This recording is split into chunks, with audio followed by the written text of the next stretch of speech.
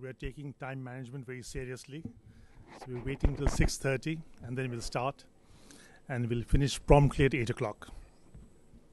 So be ready with your questions. As soon as he finishes, we'll begin. When Johor asked me to chair this session, I told him that I'm not really a specialist in medieval Bengal, in Bengal generally, though I come from a Bengali family. But he insisted I should be there, maybe because he wanted to expose me. And then he told me about his project. And ignorant as I am of the lay of the land, I found his project very attractive. And simply on that account that I agreed. I must also mention that to a certain degree it was also the personal charisma of Johor Sarkar that led me to accept his invitation. We know that Johor was spent an illustrious life in the IAS and CEO of Prasar Bharati. And believe me when I tell you this, that there are large numbers of people in Delhi who say that during his time, the Prasar Bharati functioned so efficiently that they can't believe that Johor Sarkar has left because his spirit haunts his spirit haunts Prasar Bharati in the years to come. So I'm making sure that Johor takes the next step the right direction. Now, this particular work of Johor Sarkar is interesting from my point of view because it abuts many areas in the social sciences. There's, of course, a lot of history in it, but there's a lot of anthropology as well. And it's this combination that I think is very attractive. And without wasting more time, I'd like him to make his presentation. And after he does, we will have a question and answer session. And I think it's in the fitness of things that I should reserve my judgment to the last. Yes. Okay, over to you. Thank you, Dipankar. Thank you, IIC. Thank you, friends, for coming. Now, this has been a bottled up work which has come out twice before, and now I really intend to make it a serious job. Basically, I've used words after a lot of thought. I could have said conglomeration, the coordination of the Hindu identity. I would rather put it, after all the data sort of spins itself out, that while the Islamic identity in Bengal was also, after a point of time, a deliberate effort. It was a constructed identity that sort of merged into the landscape. The western part of Bengal's Hindu identity was a response. Now, we'll start with the first one. This is the first one of the initial, it's too hazy, one of the initial maps of Bengala as they called it at that time. I started with a case study of the Dharma cult, which I'll mention, but has now subsumed itself into just a tiny pocket here. There's some intensive anthropological work here. Then I widened it to cover a genre of poetry called Mangal Kavyas. Now, this is unique to Bengal. Jagaran songs are not, they are all over India, but why the purpose I'll mention. Then I moved on to agriculture and the peasantization as it came in and how they synchronized with the social milieu through the Mangal Kavyas and their performance, the performative and the economical. And then Chaitanya, whom you can't ignore in Western Bengal. Since it traversed the disciplines of history, anthropology and literature, I belong to none of them, and all of them assiduously disown me. This is one of the early maps where I would just like to show you how the rivers crisscross and cut Bengal into different segments. I'll come to a clearer map. This is by William Blue, one of the lesser known maps. 1600, we get the first European vision through Van der Broek. 1680, 1779, Renel, and it goes on. Please note how the rivers cut. And the next one is a clearer map of what Bengal, the logical divisions of Bengal, the ancient divisions of Bengal were. Now, on top, you'll see Barendra as the Bengalis call it, sometimes known as Poundra. But Barendra remains perhaps till now one of the most aristocratic regions, both for Muslims and for Hindus. But then power shifted a little down to the junction of the Padma, Brahmaputra. That became the most, let us say, the hub on the entrepot, and that became the growth center. So Vanga, which was a secondary, would now subsume or would enlarge its identity, Vanga, into Bongo, as a Bengalis pronounce it, Bangla, Bongo. The word comes from here. There is an eastern edge called Harikela. This is the backwoods of Bengal from where I come. It's Chittagong, Noakhali, Sylhet, Tripura, that part which is largely Mongolian to a large extent, and they have been the, let's say, the mixed frontier between the Indo-Chinese waves that came into India and the main stock of Indian civilization, whatever that means. On the left, or on this side, on the extreme west, we see Rada. Now, Rada has been known as a western tract, but we'll see something very interesting. If you notice, Rada has the signs of West Bengal in the offing. Only the neck is missing. This map and its earlier version, which I just couldn't trace before this, the 1881 census. The first census was 1872, not 71, because the finance department held back the file, as usual. And therefore, it was 1882. It was done by a young man called Beverly. The second census, Ashita, come in here. The second census was more interesting. It was called the Beverly census because this was more comprehensive. This is Beverly census, based on Beverly census, because hardly anything changes after this. Only the intensity of populations go on changing. The census of 1881 and 1931, they sort of fall into one pattern, but what's clear from here is that the river Bhagirathi, which are painted in blue, everything west of the Bhagirathi was Hindu majority. East of the Bhagirathi, only 3 tracts were there. As you can see in the Sundarban belt, we have Calcutta, Chobis Pargana, and Khulna. Barely. Majority doesn't mean overwhelming, barely. And on top, you have the Jalpaiguri tract, which are there, which really doesn't count at that point of time. On the extreme, you have the Chittagong Hill tracts that were not Hindu, but Hindu-Buddhist. So we are concentrating, because you can't dissipate the argument, concentrating on these districts that I have called the districts of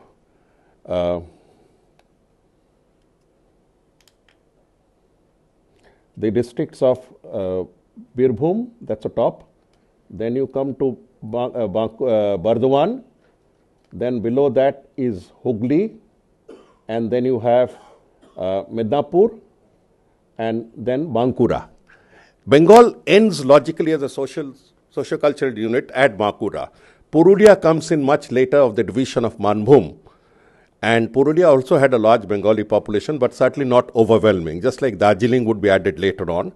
This is more or less the traditional profile. The question is, in the clearer versions you'll see, apart from the 5 divisions that we saw earlier, I have referred to the 1881 census as a defining moment. The percentage of Muslims was found to be 50%. 50% shocked the Bengali Babu. There is still a saying in 2016, Ami Bangali, O Musalman. This haughtiness of claiming that I am a Bengali bracket Hindu and he is a Muslim is so ingrained in the Babu blood that they just challenge this figure. They said, can't be, they are not visible.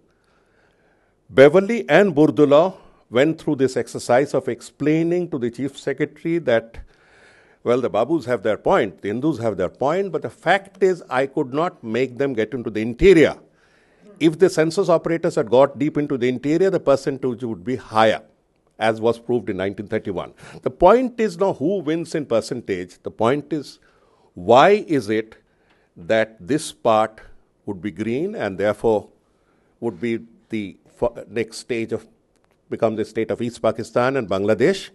The question here that I'm addressing is not this. It is the only Muslim majority bloc west of the east of the Indus River. If you choose, there have been pockets because Islam had been basically a town concentrated movement. Kasbah, court, forts, etc., ports.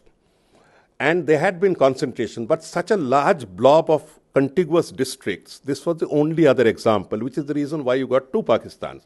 But that is, as I'm saying, not my central concern.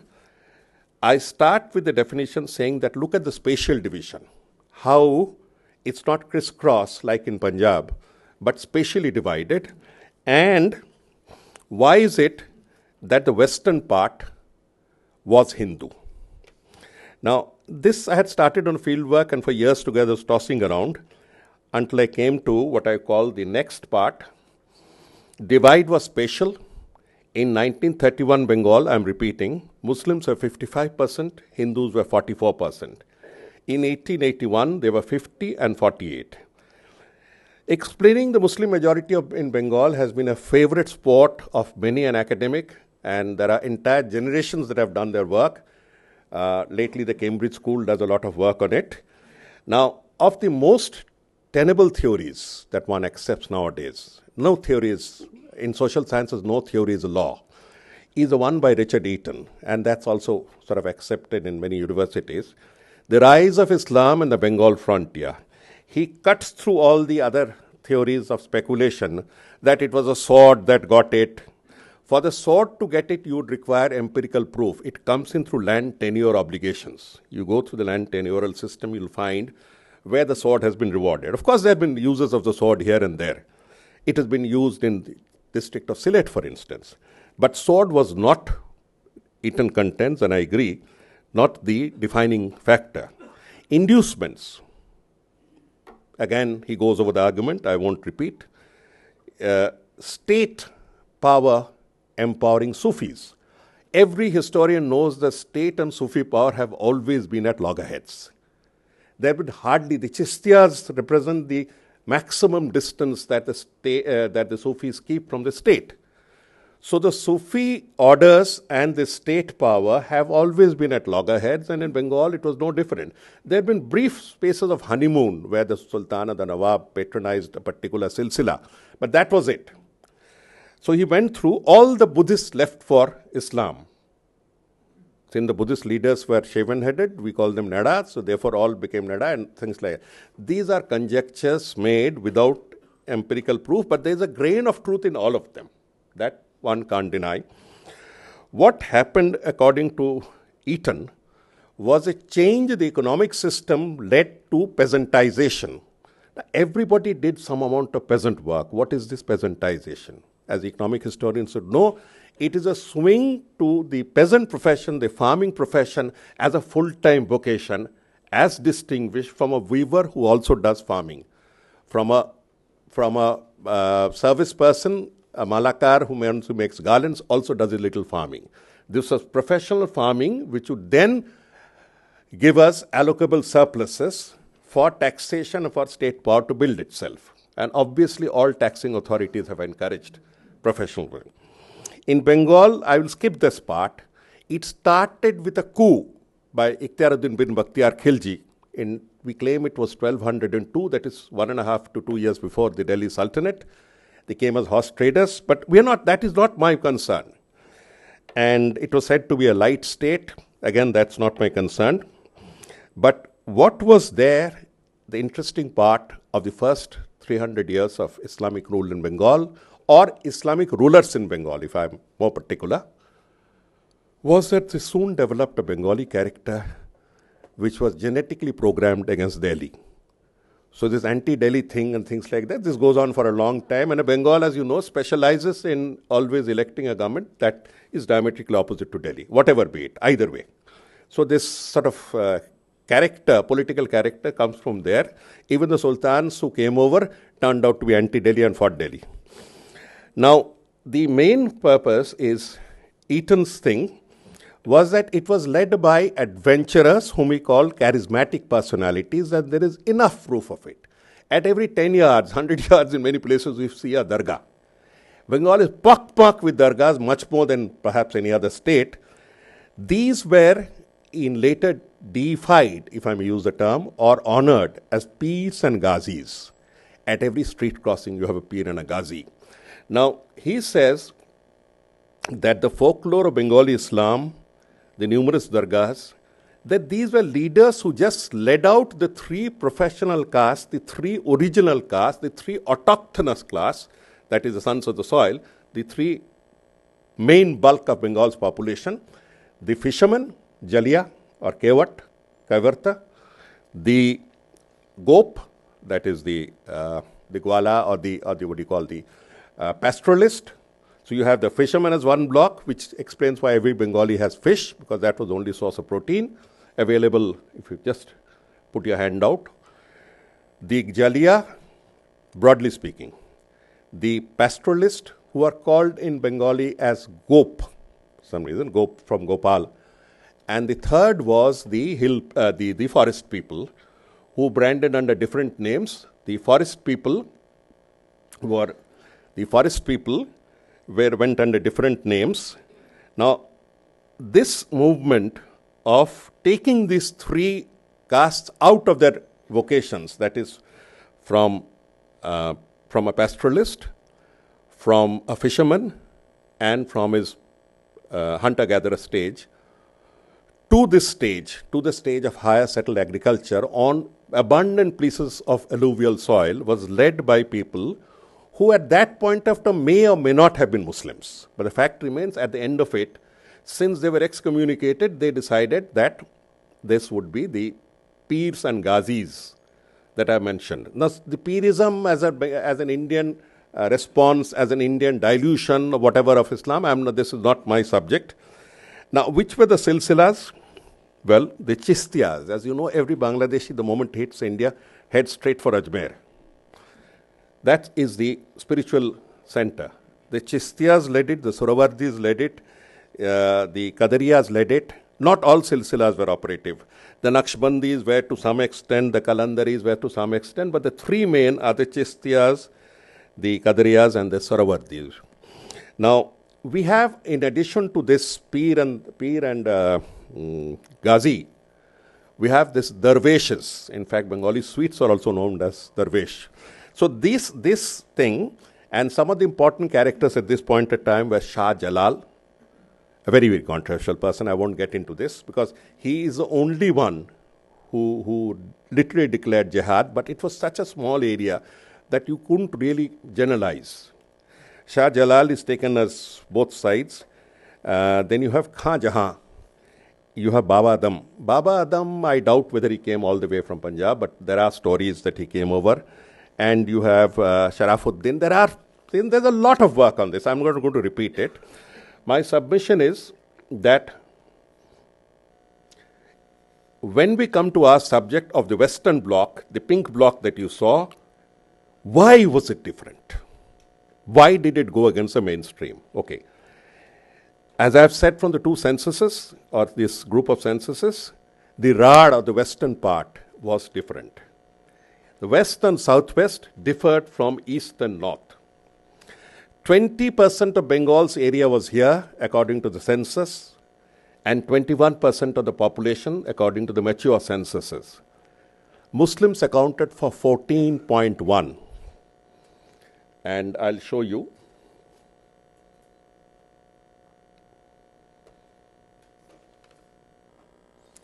These were the population, and this is how it turned back. But these are all available in the website. Whereas in non-Rad districts, the rest of Bengal, ROB or whatever we call it, the four other divisions, the average was 68.4%. So what explains 14% here and 68.4% there? The question was, why was a Hindu majority in the Rad only? Number one. Why were eaten so successfully described factors not operative in the Rad? And third, my response, well, some of these eaten factor did work, but they worked in favor of Hinduism as you move along. I'll explain this in the next step. Now, the Rad was given different names in Bengali, the social milieu, they were called as chuars. Every Bengali knows that a Radi, while a Radi Brahman or a Radi caste or a Radi something, etc., means a respectable sort of a thing, the word Redo was a pejorative way of addressing the Dehati or the half-civilized Dehati. Then you have Chuars, the Chuar rebellions, which was again an autochthonous movement. One word that comes out in medieval literature was a word of scorn that comes out both in Hindu and Muslim literature. It was called Bhilloprai. First of all, I didn't understand, then I understood. You're almost as bad as the Bhils. You just come out. Bhilloprai. Took some time to understand this. Even Chaitanya's Charitamrit, one of the famous literature of Krishnadas Kaviraj, uses these terms. The amount of scorn. Now, let's not get these two confused about an aristocratic Rad and a non-aristocratic Rad. Rad on the river belt, if you go along the river belt, had lots of little towns and settlements where you had Brahmanical and other settlements of traders. Once you left 10 miles, 20 miles into it, you either got into marshy land or you got into the forests. And that was a fact. That remains a fact, as I'll prove. Within the Rad, as I said, the Muslim population was 5% in Bankura, less than 5, 7.5% in Mednipur, 27% in Birbhum, which is pretty high, 21% in Howrah. Now, these populations don't hold good anymore because after the relocation of population from the east, they have all changed, obviously. Whereas in Bogra, just across the river in East Bengal, it was Muslim population was 83.4%. These are so stark. How do we explain the Hindu majority in the Rad when the so-called upper caste constituted only 6.4% of the population? And this 6.4 is very interesting. Brahmins were 2.8%, consistently between 2.7 2.8, which is extremely high for a Brahmin, which means a Bengali Brahmin went on acquiring country cousins all along. And the Vaidya, a very small community of, well, there are some around, including my chairman. So we better call it Brahman, Vaidya Brahman. My mother happens to be one, so better call it Vaidya Brahman. It's a Brahmanical group, let's face it. And the Kayasthas are rather very dubious indigenous lot that have come in with shades of respectability, were 3.05%. So don't look at me like that. Now, at the end of it, we find 6.4% is a constitution of the so-called clean upper and respectable classes. How on earth do you get a majority? And this is where I use something like polls and all this to find out. The so-called backward groups were 14%. The Antajas, I don't like the word SC, Dalit and others. They're so pejorative, they're so fixated with images. So use the pure word which is value neutral, Antaja. It has been used many times. You can call them SC if you want, but Antaja is the marginal people. The marginals were 30, and something very strange, the Hindu agriculturists, where on earth did he come from? Because all agriculturists are Muslims. This is where the rare story comes in, were 22%. Together, 66%. 66 and 6.4 does make a sizable percentage. The story is how were they brought in. Okay. Three phenomena appeared, which I would say were almost unique only to the Western belt. First was Chaitanya. As everybody knows, Chaitanya influenced Bengal and many states outside Bengal, including Odisha and many other places. But Chaitanya's sphere of activity was west. He may have originated from the east. His sphere of activities was the Ganga River, Bhagirathi, and west of it and south of it to Odisha. His sphere of activities. So Chaitanya as a factor, it takes a long time for a factor to reach other parts. Chaitanya as a factor was western. The Mangal Kavyas, which most people think, most Bengalis who have to go through this mandatory course in Bengal, in your history of literature, thought was an all-Bengal phenomenon, was actually not. I have gone through the literature, I've gone through the poets, I've gone through it all. Well, there have been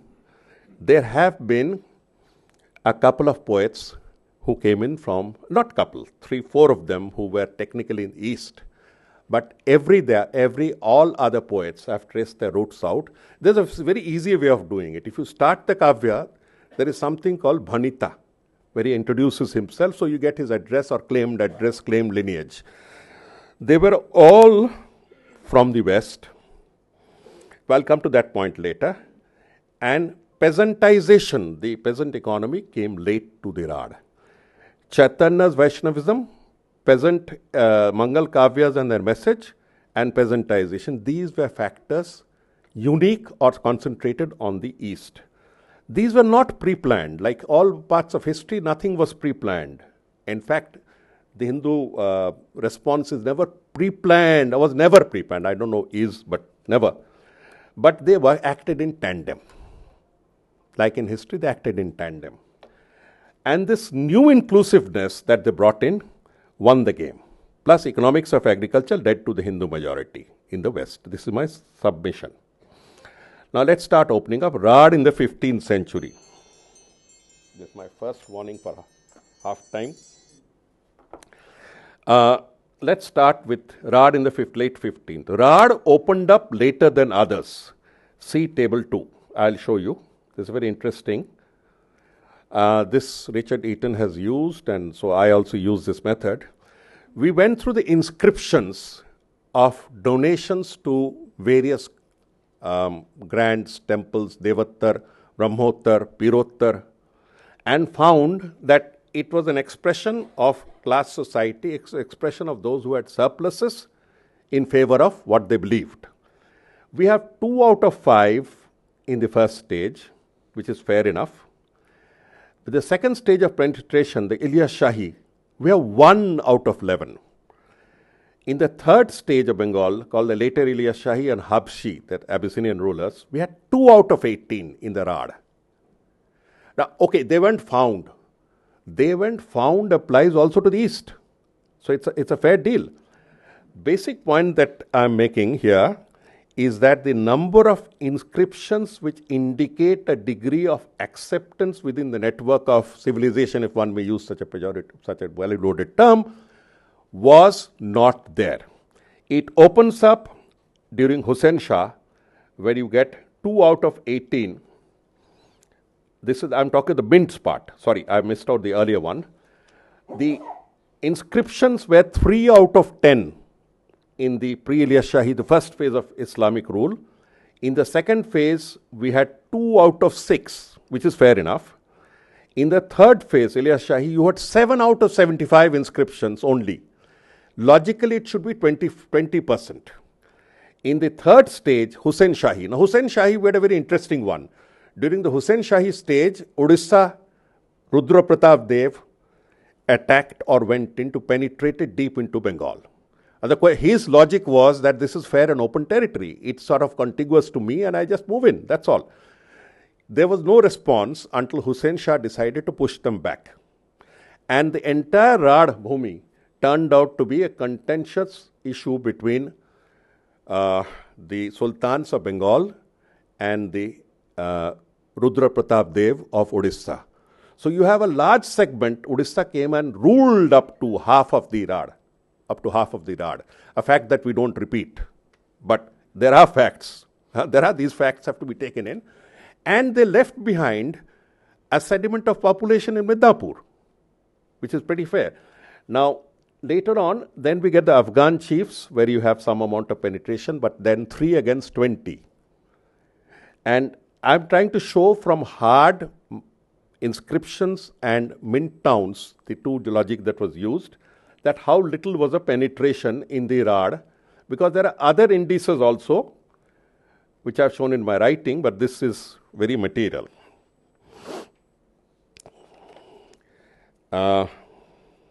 Incidentally, that territory which was disputed, the Rad territory, that is Bankura, Birbhum, Bardhaman, Hooghly, is romanticized in Bengali literature as a forested area where palkis go in with a lot of lathis, where you don't know what's coming up next, and that romance has been carried on till by Sarat Chandra, by Tagore also, that what happens, mother, if you go out, the dacoits will get you. This dacoited territory was mainly in the West. So this image of it being, and the best part of it, the most telling word here is that still the corridor that runs from Birbhum all the way up to Jharkhand is still called Jungle Mahal. They are the Jungle Mahal tracts in which, as collector, which was just an accident, the laws were different to large extent, the pattas were different. It runs through all. If you have ever driven to Shantiniketan or something, you would have gone through forest. It's still a forested tract that has been retained. That has been retained. So the entire tract was forested except on the sides of the river. And there have been routes, trading routes and everything, but at your own risk. Now, this is what I call the late opening up of Rad. The second interesting thing is that, second interesting notice is that where the Antaja, the marginal people are concerned, you will see an extreme concentration in the Rad in the Hindu fold. You can't, unbelievable figures. 97% of all Baudis are either in the Rad or just in the adjacent district. I'll show you. These are what we call the marginal people. They are all now classified as SC. Baudis, 97% in Rad and adjoining. Bagdi, the Lathial class, 87%. Dome, 85%. Jalia, 74%. Dhopa, I don't know why they should be classed there, but anyway, there's Dhobi, they're at 70%. Chamar Mochi as 59%. So this intense concentration of retention of the Antaja within the Hindu fold shows a degree of flexibility that was suddenly adopted in this part to retain them. And it goes on. This was a find that I found from my anthropological studies, which I just punched into history. There are differences between their approaches. Now, Rad opened up late, and as I've shown you, the gravitation of SCs, if you want to call them, was to Hinduism only in this part. The question is, what happened to the Antajas in the east? One answer is obvious, but the second answer is there are some who stayed back, like the Namasudras. They never converted for some reason, or a lesser percentage converted. The one that who didn't convert stayed as Namasudras, as a huge block, and still are there in Western Bengal, Chaubish Pargana to some extent. Well, they maintain their identity because of certain cohesive factors, because there's sheer numbers. It's said about a third had converted. Now, if a religion and an economic system has offered a higher status in life, it's moved on. But this is one group where group cohesion mattered more. One of the very strange examples. We now come to the first factor, Chaitanya's Vaishnavism.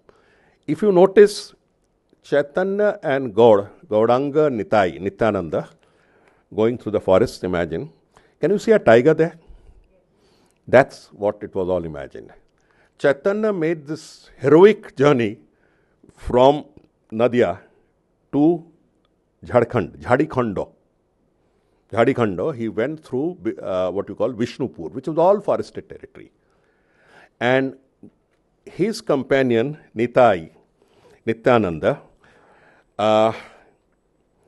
they have been portrayed as a part of the folklore, as the cultural ethos of Bengal, as liberators in their own way. As soon as Chaitanya died, Nityananda would be cornered, as I'll show you, by the 6 Goswamis, the Shoda Gosai. The 6 Goswamis of Vrindavan almost expelled him. He remained a Trotskyite till his last day. He remained a fountainhead for all insidious activities by subaltern groups. He went on accommodating them. As I said, Chaitanya aroused egalitarian expectations. It was a very bold decision in those days to go against the mainstream of Smarta, Shastric Brahmanism, to take it on and be heckled every now and then. He did. But after Chaitanya's death, the top Vaishnavas, they were known as a group called 6 Goswamis or 6 Goshais, shut their doors to the Antajas. It's a fact of history. And the only Nityananda continued, as I mentioned, in his travels. Thus, in 1931, there is a caste that was spawned called, it's like the Lingayat, called Jat Vaishnav, Jat Bostom. Their numbers were 0.66%. So in terms of direct conversion on Chaitanya's message, the results were not this thing. But this is misleading because Chaitanya's impact on a carnivorous race is to be seen to be believed. Almost half the so-called Bengali Hindus claim to be Vaishnava. They eat meat and fish, never mind. But there's a certain degree of pacifism in their soul, perhaps. So, but there he has left an impact. And he has linked the eastern state to the mainstream with Vrindavan. That's his major. But his revolution legitimized inclusiveness. It was almost, as I said, like the Lokpal bill. You have got your constitutional amendment through. That was his main role. Maybe not in terms of vote bank and numbers, but his one. And there's something more interesting we don't talk about. Two castes of ancestry that needs to be delved into in greater detail. The Vaidya, or the Vaidya Brahman, and the castes came into before the lock gate fell. And these two will form a block with the Brahmins into what is known as the famous Bhadralok triumvirate of Bengal. That has not allowed a single person from any other group other than these three to ever rule Bengal, to ever become a chief secretary, to ever become anything. That's all. It's casteless. Let's forget it. And I would say the constitutional amendment was his main task. Next, the second factor, Mangal Kavyas. This was, of course, this is a very modern picture. I couldn't get any earlier picture of what we call the Kavis, Pathaks, Kathaks, whatever name. Work on the Mangal Kavyas as historical material had been started by Tapan Kumar Rai Chaudhary, the first historian who started. It was taken up by one of my good friend who died very early, Kumkum Chatterjee. Kunal has done a lot of work on it. Kunal Chakrabarti of JNU. Aniruddha Lahiri has done. But I still say historians are not touching a virgin field of information. Let me give you an example. Of the 60-odd Mangal Kavyas that you find, of the 30-odd that you find about, let us say, Chandi Mangal, you have a episode or a narrative called Phullara's Baramasi. Baramasi everybody understands. How she describes her 12 months. If all contending, differing poets have a degree of commonality about what Phullara says, you have found out from the subaltern view what was the social life of the poor at that time. There are no inscriptions left behind. There are no poverty studies, NSS surveys left. This is the only material you have over the real life of the poor person in Bengal. So this is an area where we have to get in. They were ballads and minstrels. And remember, this was the only form of entertainment. I repeat, this was the only form of entertainment available. What we call the Jagaran throughout the night. And we have various subgenres of this. We have the Maiman Singh Gitika, beautiful songs, rhythmic songs. We have Mayanamatir Gan. We have lots of Gan. But the difference with Mangal Kavya is none of them had a bottom line and a front line. The bottom line of Mangal Kavya was it started with an autochthonous, derided God. It derided it all through. It juxtaposed mainstream Hinduism because the first two palas, the first two acts would invariably talk of Ganga, Saraswati, Sindhu, Kaveri, Krishna, and it would go on extolling. So you were linking it through, it was a mandatory lesson to those who were hearing, and then you got into the story. I'll come to it. So you had this Jagar Gans of different type. Why was the Mangal Kavya different? Well, number one, it was centered mainly in the Rad. I have gone into the locales. I have gone into the characters. I have taken this on the Bangla department of Jadavpur and others. And they have all come back. They said, well, we didn't look at it from your census point of view. Well, I said, please look at it. All the characters, almost all, an exception doesn't make a rule, most writers were from the Rad. Most writers were from the Rad. And most means almost everyone. I have the list with me here. And the Kavyas, so it was written by rural Brahmins who constituted about 85% of the database I have with me. We may be wrong somewhere. Well, okay, I'll run through some names and surnames. Bhatta, Mayura Bhatta and others. Chakravarti, another very dubious, omnibus, my mistake. An omnibus name on which you can get every person coming in. Chakravarti is a title like mine, a very dubious one. So you can hide your actual origins. So we have Mukundaram Chakravarti, Ghanaram Chakravarti, Khelaram Chakravarti, Rupram Chakravarti, Sabhadev Chakravarti, I haven't gone, Chakravarti. Prabhuram Mukherjees, Govindaram Banerjees, Panujjes, Manikram Ganguly, Nidhiram Ganguly. So I think even a person who doesn't belong to Bengal would know that these are all Brahmanical groups. Well, there are a couple of them where we can't be sure from the surname because they assume a title. Like many Hindi poets, they assume a name, so we can't. But then when you get into Bhanita, his own self-introduction, where he uses the word Dijio and others, you can make out. My submission is that this was it. The second is, Kavyas were performed between 16 and 36 nights. 16 pala, 18 pala, 36 pala. 36 nights after harvest, they were up there. This explains the institutional insomnia that grips Bengal. This explains why they have their dinner at 11:30, when most good Tamils have gone off to sleep. I mean, this explains that this fascination for seeing all-night things, and you can see people dozing off at jatras and all that, but this is an institutional thing. And the other thing that attracted me was the target of all these gods was never a Brahmin, was never a Kayast, was never a Vaidya. The target was Saudagar. Saudagar, which is a post-Islamic term, number one. Saudagar went the Banik, the Vanya. So the target of society in the 16th, 17th or earlier narrations was the rich man. Please convert to Manasa. Please convert to Chandi. The hegemony of the triumvirate of Brahman, Vaidya, Kayastha would actually take place in the pre-colonial stage, just touching pre-colonial stage. It is only, I'll do something. So that is one. And let me get over the three stories a bit. Mansa Mangal, here is, as an amateur anthropologist, I would say, a malevolent deity. But one of the fascinating status of Hinduism is the lack of difference between the malevolent and the benevolent. A malevolent is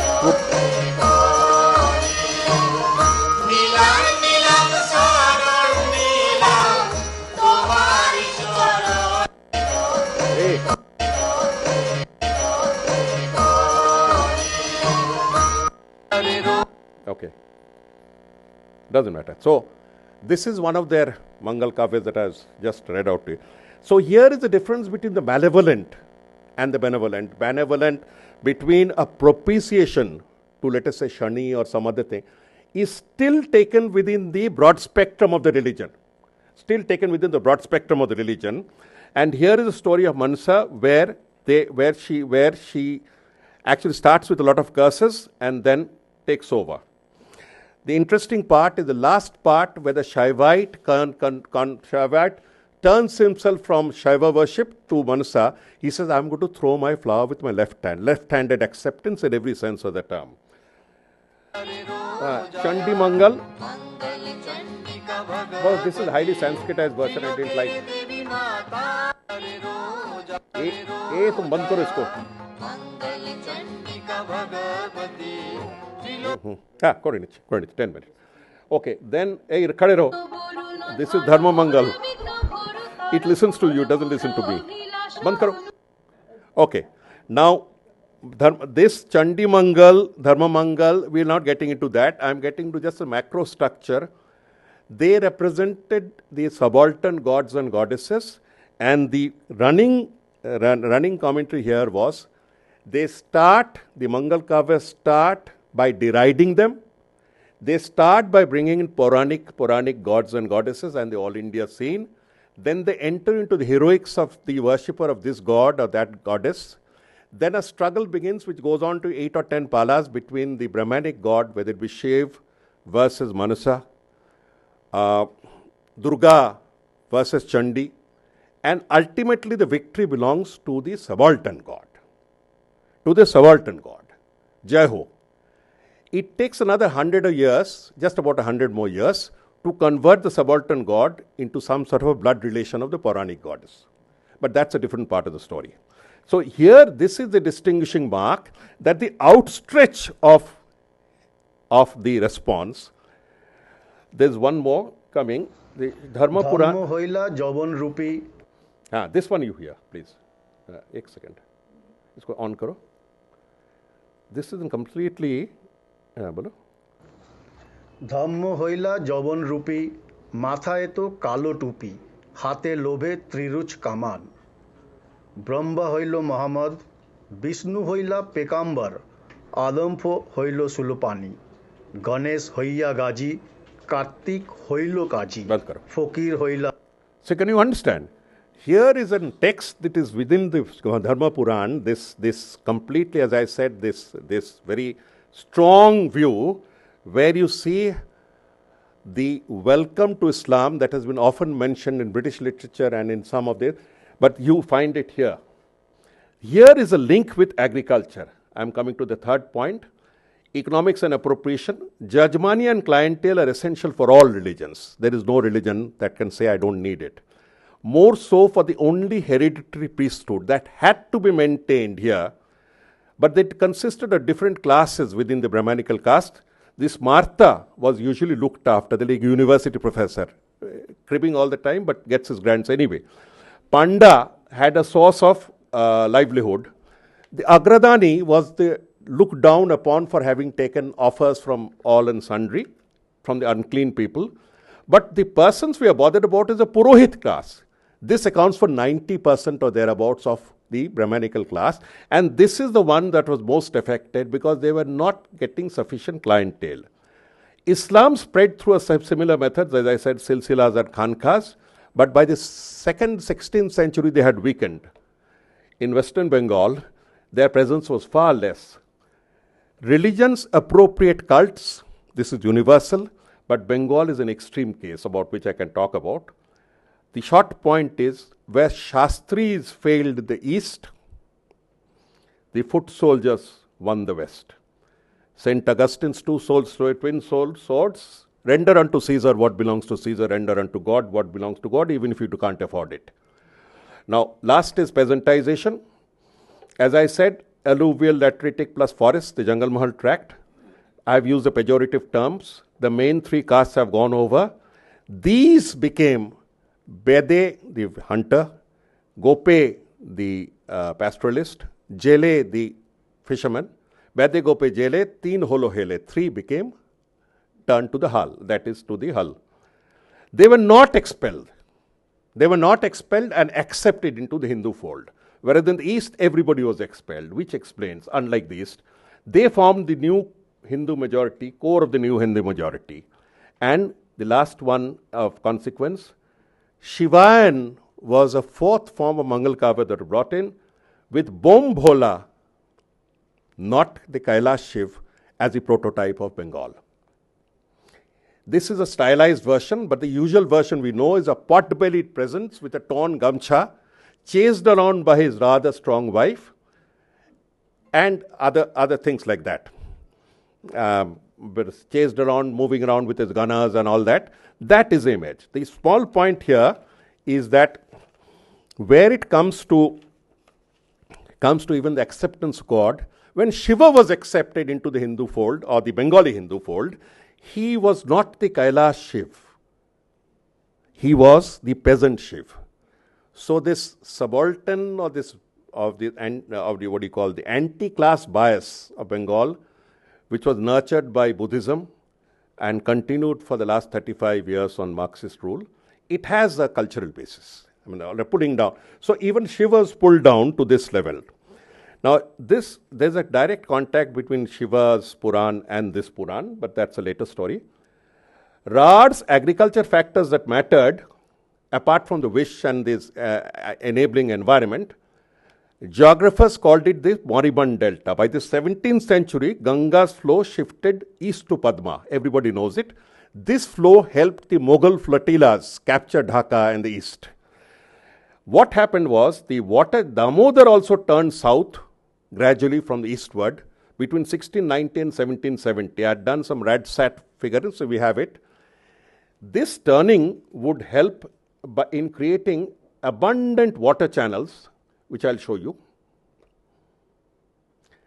As you can see, that is the Bhagirathi snaking down south, and this is the Ganga, this is the Damodar that suddenly turned south. The area that lay in between consisted of rivers like Khodi, Banka, Behula, Gangur, Dhual. These all became weak. They became sources of water in deswamped and deforested alluvial land, or even part lateritic land, to produce some of the finest crops possible. This was a piece borrowed from geography, took some time. The other one is this map, which is also a carry-off on this.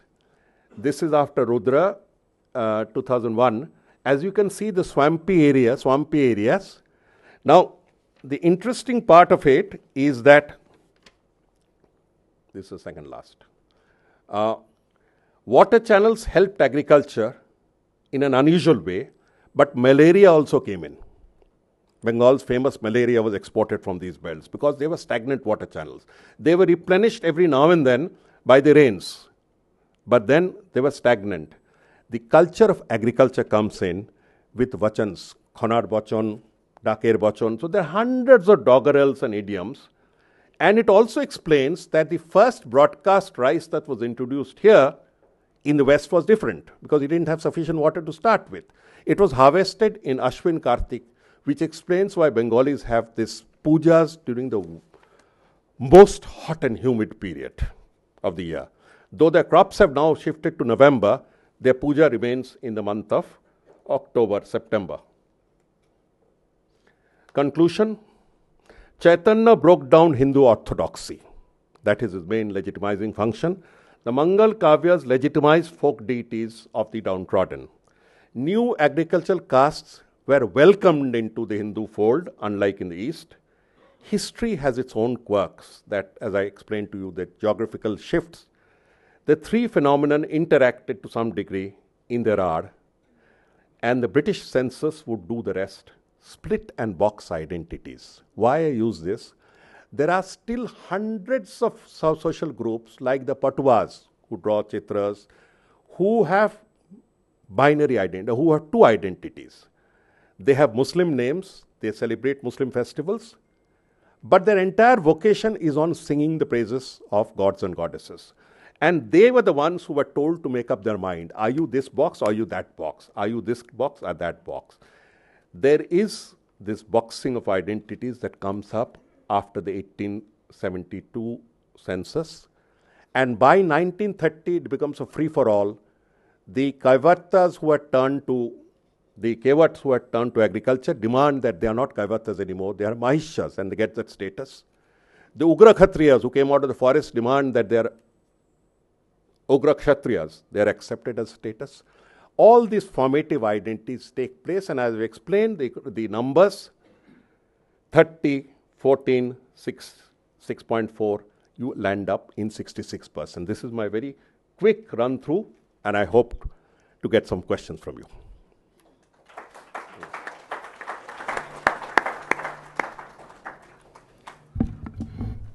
Thank you very much. For a while, I was a bit worried he'd go on for 36 nights. But that didn't happen. Seriously, it was a wonderful talk. And humor in equal proportion, more erudition, I think. The fact that Bengalis are programmed to be anti-Delhi is also something to think about. A story was told to me on these lines by P.C. Joshi, who accompanied two left-wing Bengalis who went to serious senior Bengali in Calcutta, knocked on his door. The maid opened the door and the person from the interior asked, "Who are they? Who's outside?" And the maid said, "Duto Bhadralok, ekta Hindustani." So I think that explains a lot. Well, I was hoping to reserve my comments till the end, but I was really moved by his presentation, and I think I used my prerogative as the chairperson to make a few opening comments. I think he's on the button when he says that Sanskritization has had a rather extended lease of life and has remained smugly is the word he used, smugly in academic literature. Having said that, I feel that his material is so exciting, probably another kind of perspective might be useful other than Sanskritization. And that perspective, I think, would be that of the tension between what in sociology or anthropology we call great and little tradition. You know, Robert Redfield, Mickey Marriott, and of course, who can forget Andre Gunder Frank. The little and great tradition is something which he could, I think, Jor could use with some advantage. Also, the point that he makes about Brahmins is interesting because, as we know, there are Brahmins and Brahmins. And it is not as if they are a monolithic group. And there are hierarchies within the Brahmins. So if you're servicing somebody who's superior, you're upper class Brahmin, upper caste, inferior, you're lower caste. And we have excellent monographs on this. For example, Chris Fuller, for example, would be one such person. So the fact that Brahmins then took to the ways of life of the Antajas and tried to mobilize them or cater to them is something which is very interesting. And you'll find that alongside with the development of the Mahishas and the Koibortos, the Halos and the Mechos, you find the Brahmins too are fragmenting from within. What remains, I think, a bit underexplained is the peasantization thesis.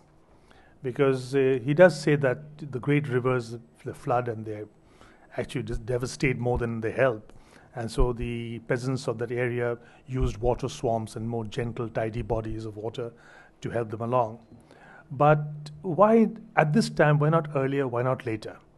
You have the thesis of medieval historians, Irfan Habib included, that the Sikhism and Jats went together because of the Persian wheel that came in at a certain point of time that allowed one to draw water from shallow river basins. It had a different gear and worm principle. I just felt that this last part of peasantization probably needs a little more reworking, but on the whole, it was a brilliant lecture, and I'm really very grateful to be here. Having said that, I open the house. I've opened this talk to questions and answers. Please try to make the questions as brief as possible, so that we spend less than 36 nights.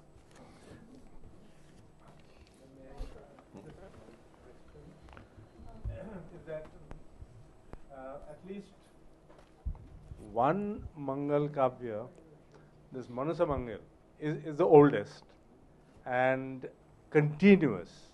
And you find the spread not only in Rad, I think right from Bihar to Assam. This one legend spreads like anything and continues. So why it explains, and this is the most continuous ones. It never stopped. Performance-wise, literature-wise, we have about 64 versions and still now emerging. And many of them, these are from East Bengal, not Rad. Now, okay. How do you...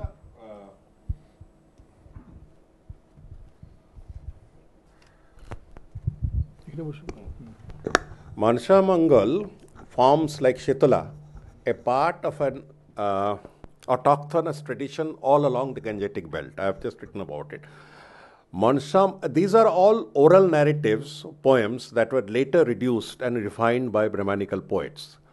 Mansa Mangal does find a lot of representation in the East, but its plot, if you remember, is all along the Ajay River, and the body is taken along the Ganga out there, Behula.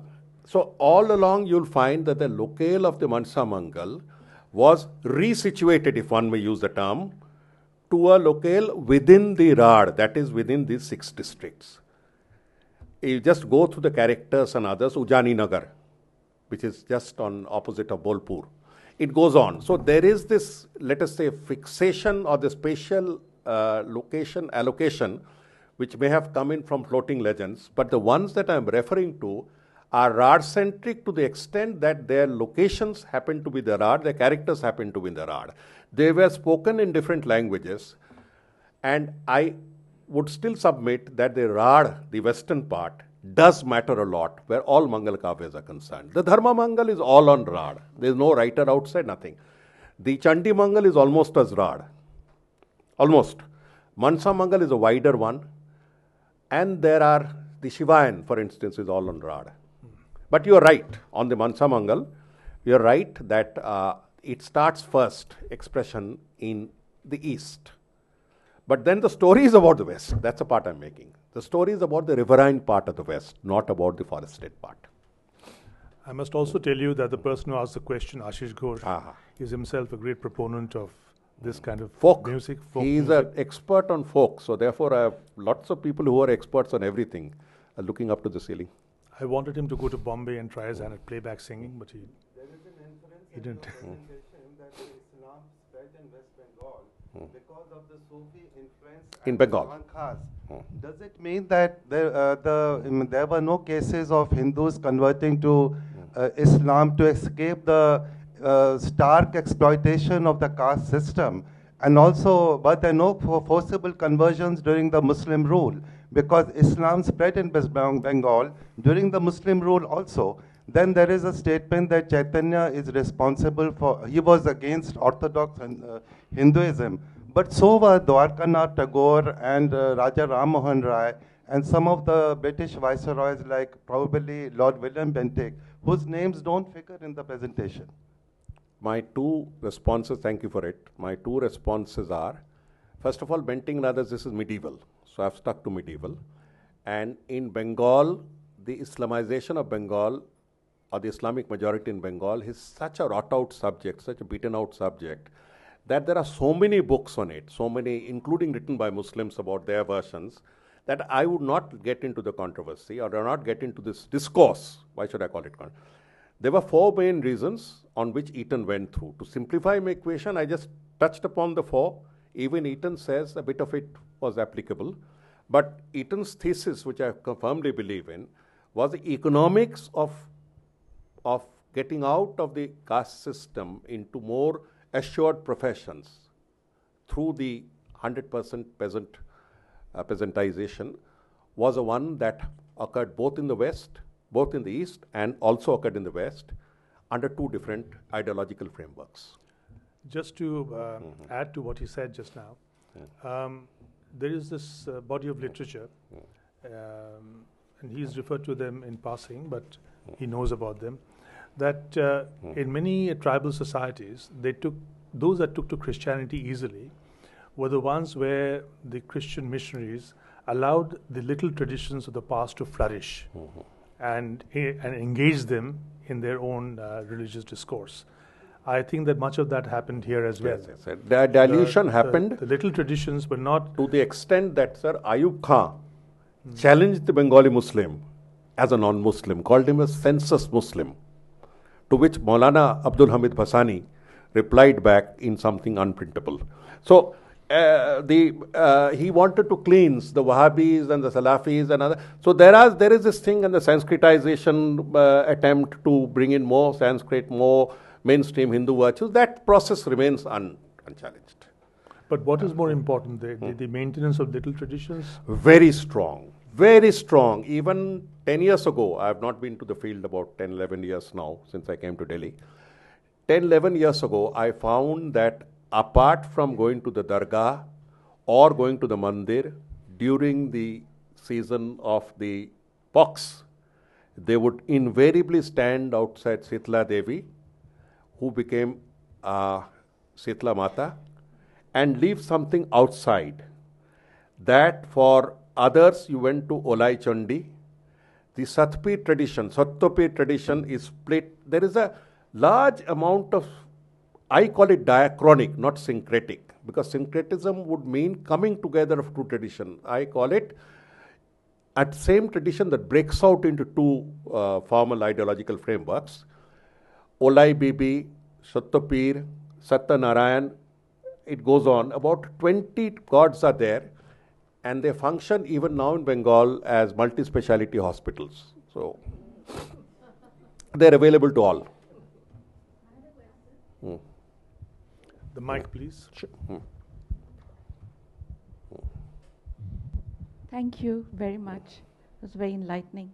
I just want to draw your attention to the fact that, when you look at the Devi Purans in Bengal, and there are a number of them, you have Devi Bhagavad, you have Devi, you have Brahma Vaivarta, which are much older than your presentation. I think going back to 12th century.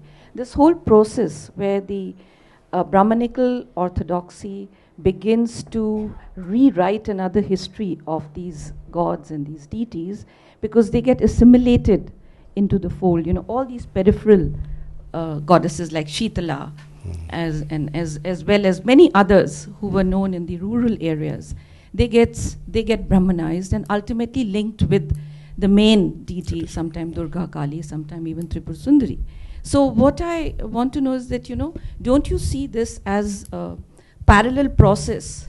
Because here we do have texts which were written. The authority on the subject is sitting here. Professor Kunal Chakravarti, his major work is on Bengal Purans. I was referring to your chapter on Bengal Purans. Between the 10th and the 13th century, more specifically, how the Sanskrit Purans of Bengal took in elements, reached out to the masses, is there.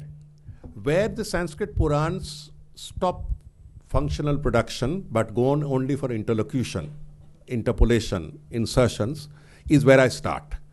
My literature differs from Kunal, whose work is far greater, far more in depth. He talks of Sanskrit literature, I talk of Bengali literature. During his time, there was no Bengali language. During my period, you have the nascent Bengali language in something that's still akin to Paithili and others. You can understand a few words. So, one cannot imagine a Chaitanya taking on the might of the establishment without a backup tradition having preceded him. The the Bengal Purans did precede him. That is completely accepted.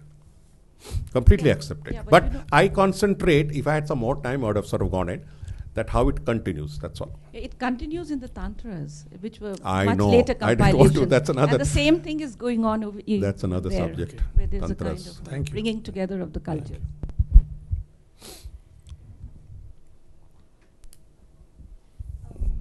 Hello. Thank you for a very interesting presentation. I was just wondering, you mentioned that the Mangal Kavyas legitimize the worship of folk deities. You know the story of Behula Lakhinder and Dhanapati Shadagar and all of them. Hello.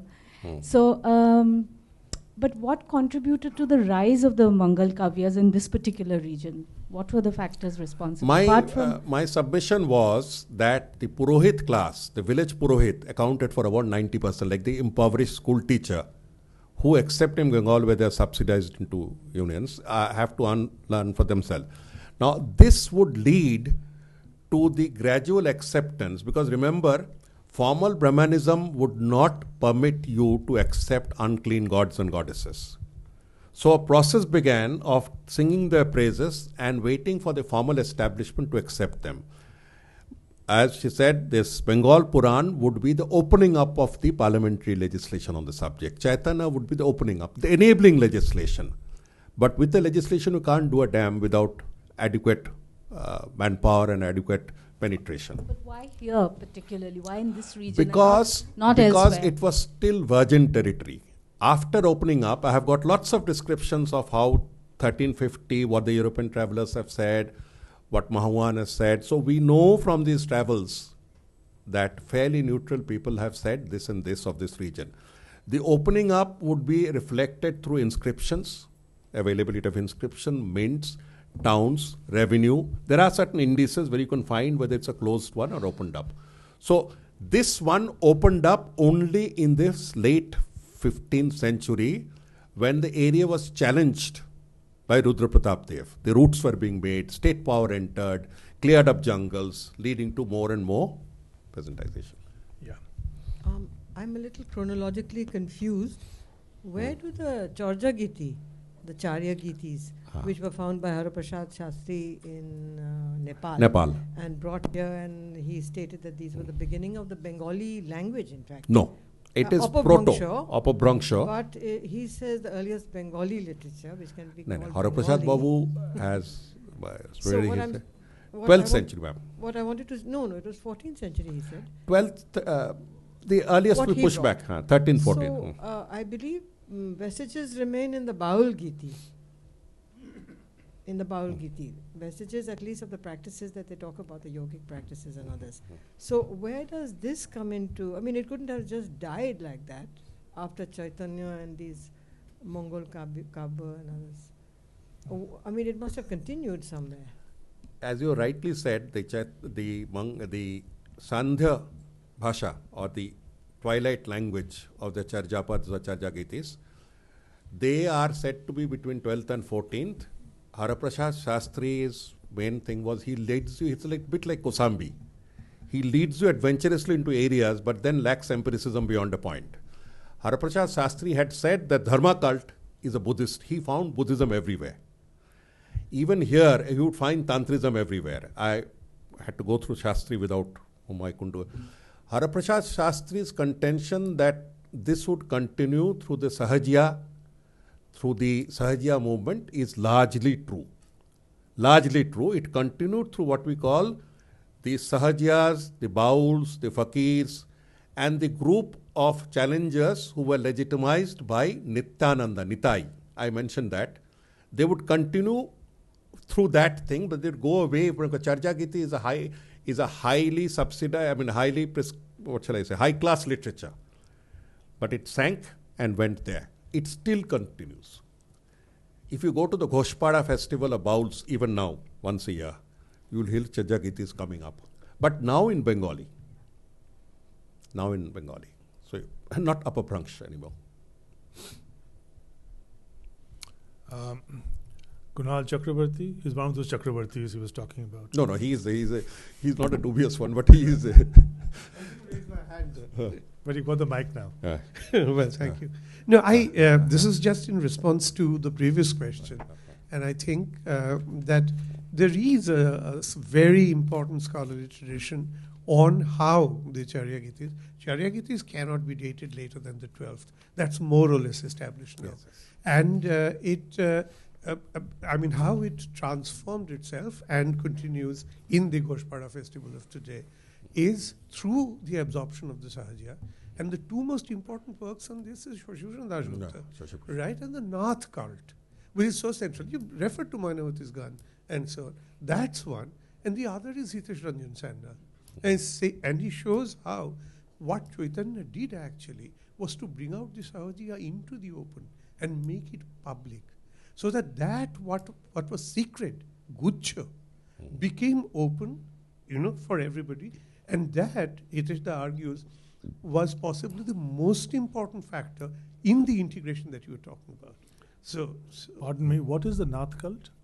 Oh, it's the Gorakhnath. Okay. Gorakshanath. Gorakshanath? Got it, yeah. Even today, we don't admit the importance of these cults. The x-axis and the y-axis of Calcutta are Dharamtala, which started with the Dharma Thakur Mandir, which is still there in S.N. Banerjee Road. And the other one is Chaurangi Nath Baba. Even now, they have just gone underground. We have Bhadralokized everything there. One is Lenin Sarani, the other is Nehru Sarani.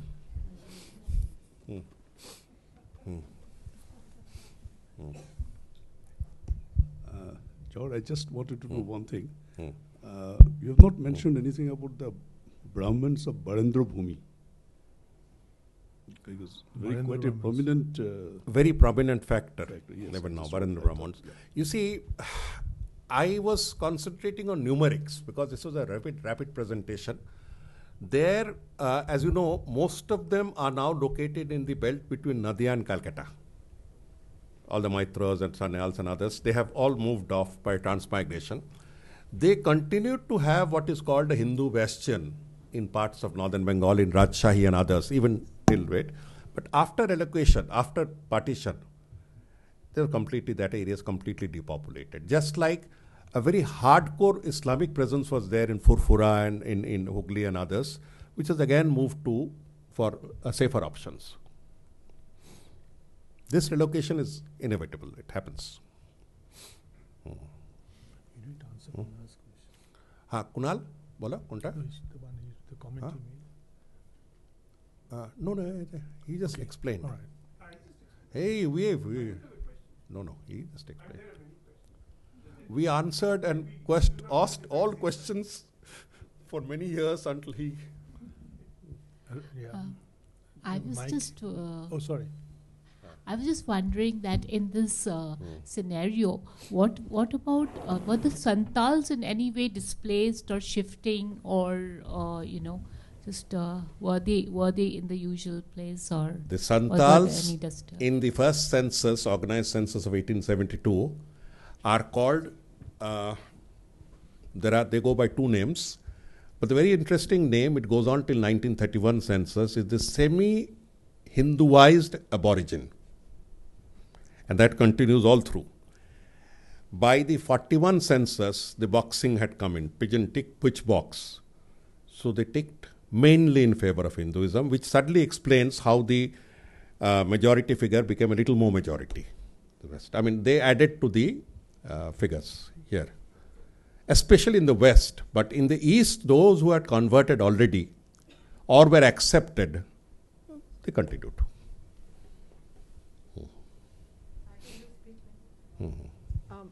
I read several census handbooks in Bangladesh, like Rajshahi, Moymansingh, and Sylhet, where my parents came from.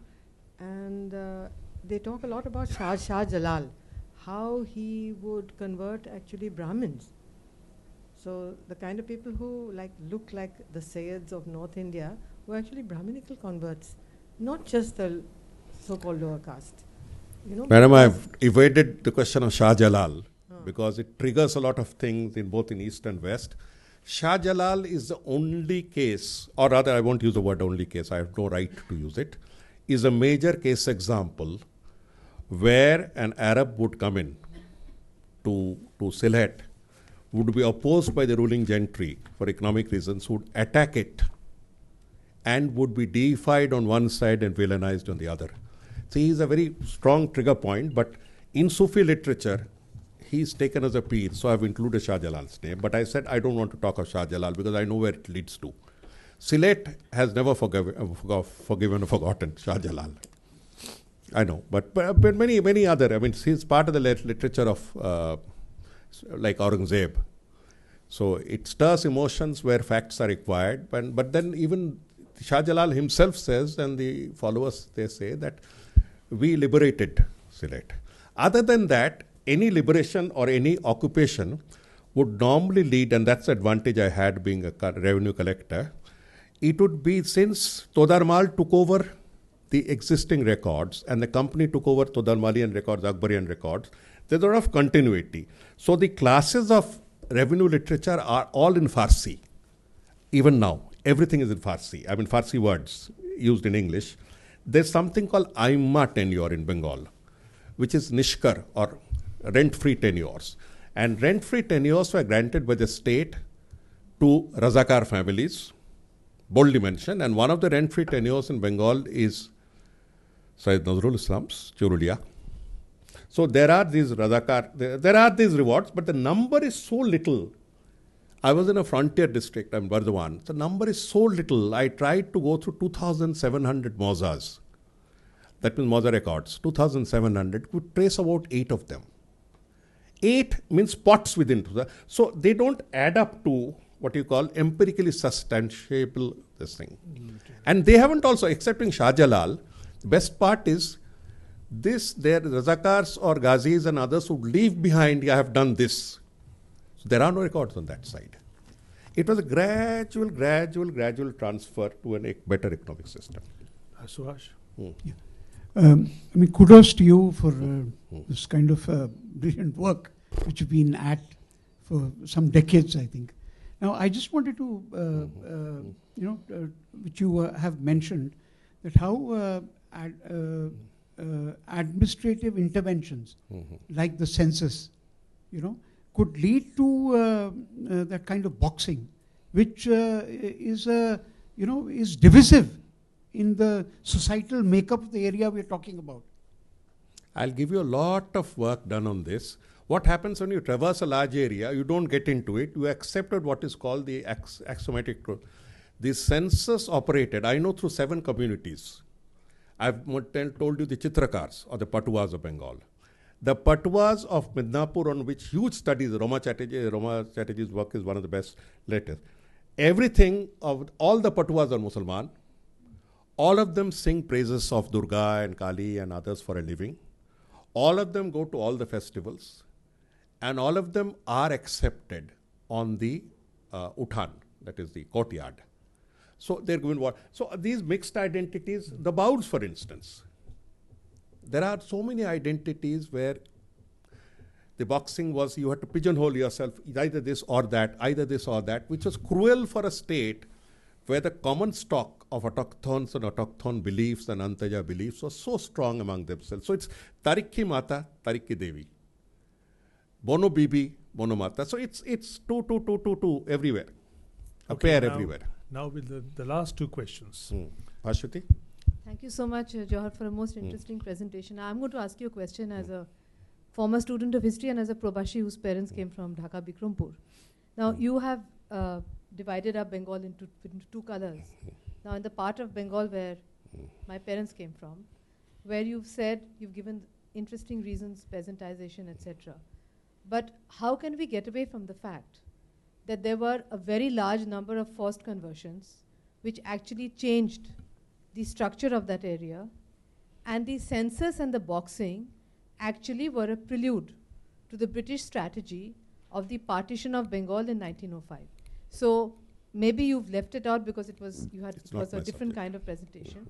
But the issue is that there are works which have indicated that forced conversions have played a very important role also in changing the whole character of what is now Bangladesh, which had actually earlier very large Muslim populations and which were brought out often in the Jatra traditions of that area. So speaking as a Probashi, I'd be grateful to hear you. The last question. This was more postmodern. Take both of them together. Your question. Thank you, Jawahar. Just a question and a clarification about a theme that you've touched on at various points, and I'd like you to say a little bit more about it. To go back to this frame of the great and little traditions, which Dipankar suggested, you seem to indicate that there was some idea of a much larger, maybe a national imagination that comes through some of, whether it's the Mangal Kavyas or whether it is Chaitanya linking it to Vrindavan, where it zooms Bengal's picture out of Bengal into a much larger naming of rivers across the landscape and so on. Would you want to say something about that kind of larger imagination, which often is the function of the great tradition in that great and little tension, contrasted with the census, for instance, which was another very classic sort of national exercise? First, Bhashwati's question, the communalization takes place in the colonial and post-colonial. I use statistics from the early colonial period, but I refer to by projections. The same point that was made in the census, I can refer to 8 travelers who have repeated what I've said. So my projection was I stuck to 16th to 18th. This is 19th. The communalization or the division into blocks and the encouragement and the Wahhabi movement and the other reverse Sanskritic movement, Bangladesh as a separate case, I just avoided because my concentration was on the West, not because I'm afraid of the question. The second is, and one has views on it, the second is that when we talk of little gods, there are 2 issues we are dealing with simultaneously. One is a little god that escaped Sanskritization in the first level and was brought in later.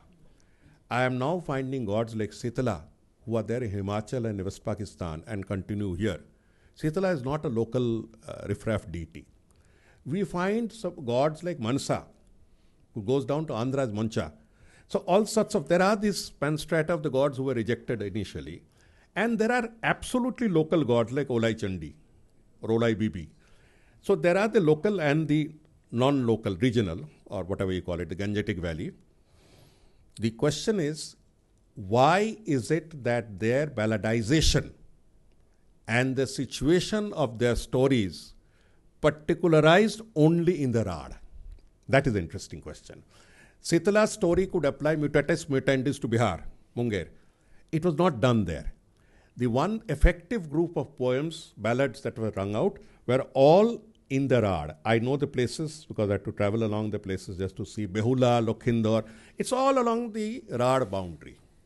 So which means that there was a need in the Rad, an unspoken, uncoordinated response that arose in the Rad, and I would submit a deliberate outreach.